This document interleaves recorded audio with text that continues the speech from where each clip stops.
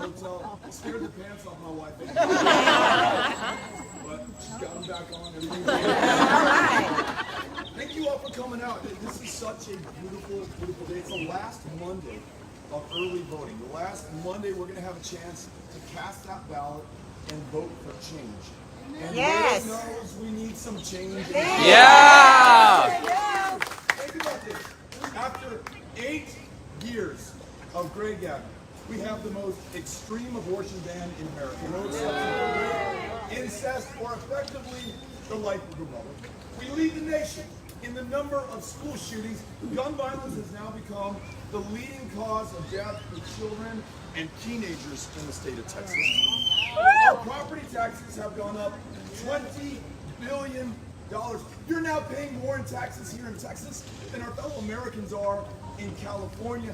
And when you add to that our sky-high energy bills, because that guy in power could not keep the power flowing to people when they needed it in February of 2021. You're right. There you go. Texans in the energy capital of the world lost their lives, froze to death in their own homes. Crazy. And think about this.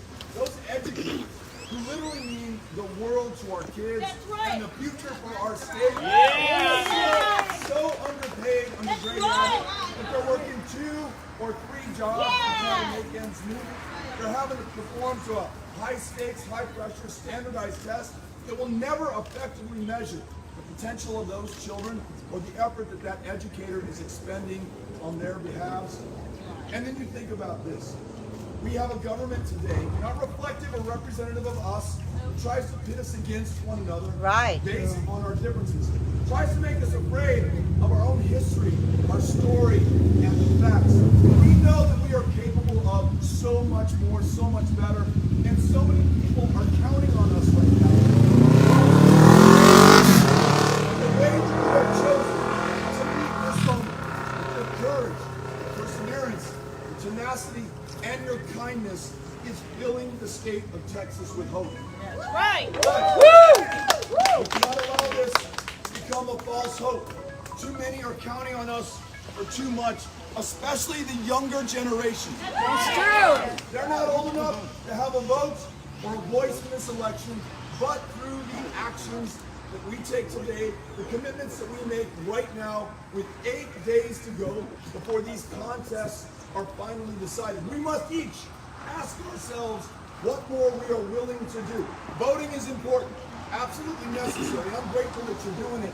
But if we don't bring more of our friends, family members, classmates, colleagues, and neighbors into this election, I'll tell you the end of the story right now. We will not win. We've got to search for those who are the targets of voter suppression, voter intimidation, the votes that have never been counted before, the voices that have never been heard from millions of our fellow Texans because they were effectively drawn out of this democracy. If you will work with me, these other great candidates up and down the ballot, we're going to be able to reach those voters.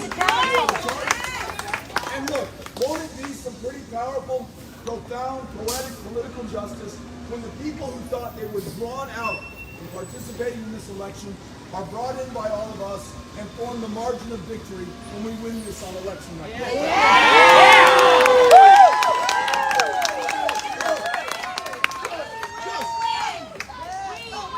Just think about what we're going to be able to do when we win. Every woman making her own decisions about her own body.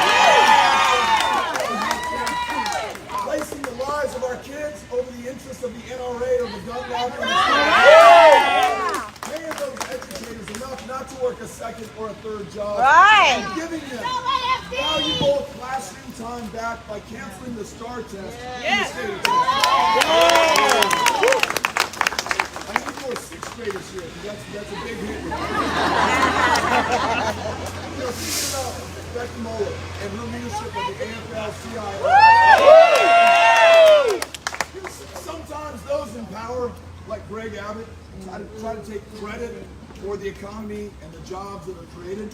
We know that the success of the Texas economy is owed to the Texas worker, the Texas entrepreneur, the Texas small business owner. We're going to make sure that we have their backs. We're going to pay a living wage. The minimum has been at $7.25 for 13 years. Let's raise it to $15 was an Yes!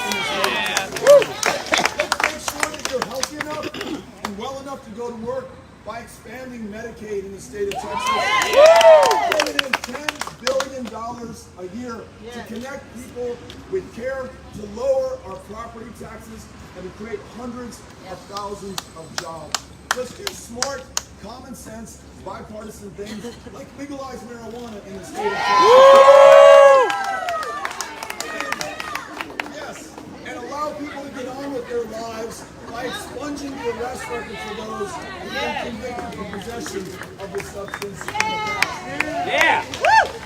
And lastly, I think about those AFL-CIO members that Becky has done such a great job of leading right here in Texas. Last year, they put together one of the best job plans that I've ever seen in Texas history. It's focused on the resources that we have here, like oil and gas, but also like wind and geothermal and solar and hydrogen, those resources of the future, to ensure that though we've been the energy leader of today and yesterday, we can be the energy leader of tomorrow. Those steel workers, those pipe fitters, those electricians, those plumbers got around the table and created a jobs plan.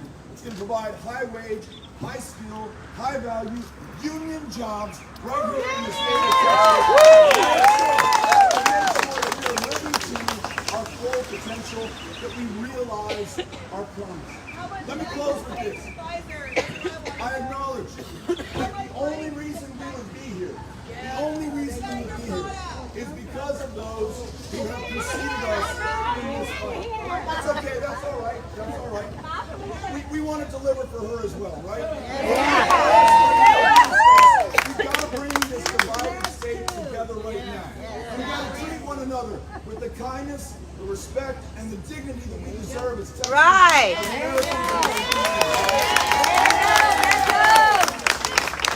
Let me close with this. The challenge right now, and it's the greatest we've ever faced, is one of democracy. I mentioned those who find themselves the targets of voter suppression and voter intimidation. There's a reason that nearly 7 million of our fellow Texans did not cast a ballot in 2020. Not because they're lazy, not because they lack any love for this great democracy, but because those in power try to keep them out of power. Hundreds of polling place closures across the state, twice the number as the next closest state, most of them concentrated in the fastest growing black and brown neighborhoods in the state of Texas. Voter ID laws that allow you to use your license to carry to prove who you are at the polling place, not your student ID at whatever institution of higher learning to prove the same. We've got to make sure we come through at this moment of truth right now, because those who preceded us, as voting rights champions who helped LBJ sign the Voting Rights Act into law in 1965, a 24-year-old John Lewis, who nearly gave his life crossing the Edmund Pettus Bridge that same year to give the president the power to do the right thing. We are the heirs to their service, to their sacrifice, and to their struggle. And what we do with this inheritance will determine our future, and it will define us in the eyes of our kids and the generations to come forever after.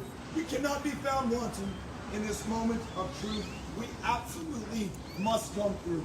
And when we do, we will bring this deeply divided, highly polarized state together to do the great things that we are capable of. But we're counting on each and every single one of you to reach out to each and every single person you know. No one is going to come to this state and ride to our rescue. It is on us. The future, the fortune, the fate of this state, and by extension, I would say this country, is in your hands. So, no pressure, Corpus Christi.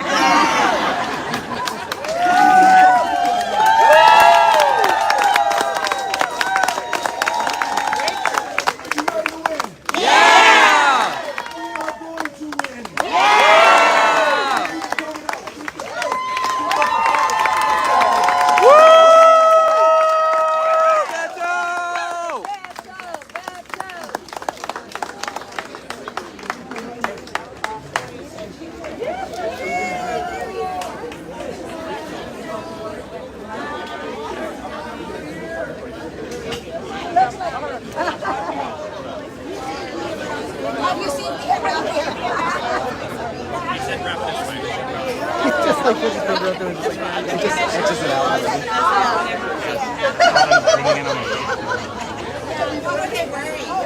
Sorry.